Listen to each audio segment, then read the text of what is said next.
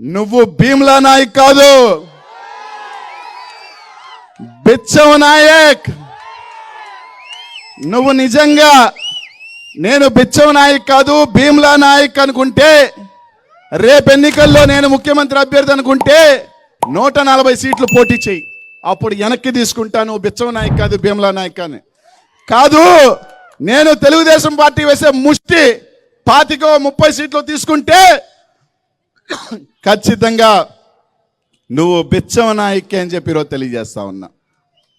ఈరోజు వాళ్ళ అభిమానులకి, వాళ్ళ కార్యకర్తలకి యూట్యూబ్లోను సోషల్ మీడియాలోను మాట్లాడే వీర సైనికులు కావచ్చు, వీర మహిళలు కావచ్చు, ఇంకో వీరులు కావచ్చు, ఏం వీరులైనా మీ నాయకుడి చేత 140 సీట్లు పోటీ చేయించి మీరు భీమ్లా నాయక్ అని చెప్పించుకోండి, లేకపోతే మీరు బిచ్చవ నాయకే. కాబట్టి పొత్తు లేకుండా ఇద్దరు ఇది లేకుండా రాని పార్టీలు మీ సింగిల్గా వచ్చే నాయకుడు జగన్మోహన్ రెడ్డి గారు అని చెప్పి తెలియజేస్తున్నానమ్మా.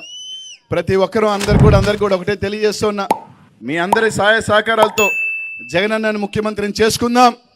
మీ అందరి ఆశీస్సులతో మూడోసారి డంకా బజాయిస్తానని చెప్పి తెలియజేస్తా ఉన్నా. 2024లో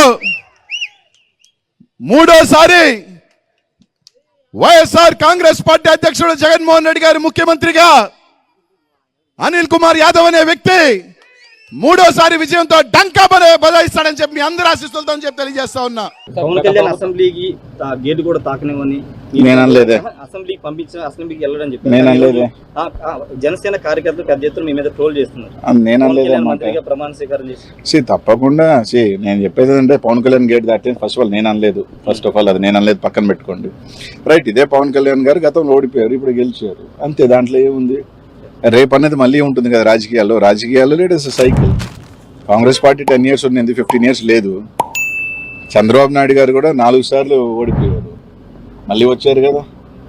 అలా అని రేపు రాలేని ఎలా అనుకుంటాం?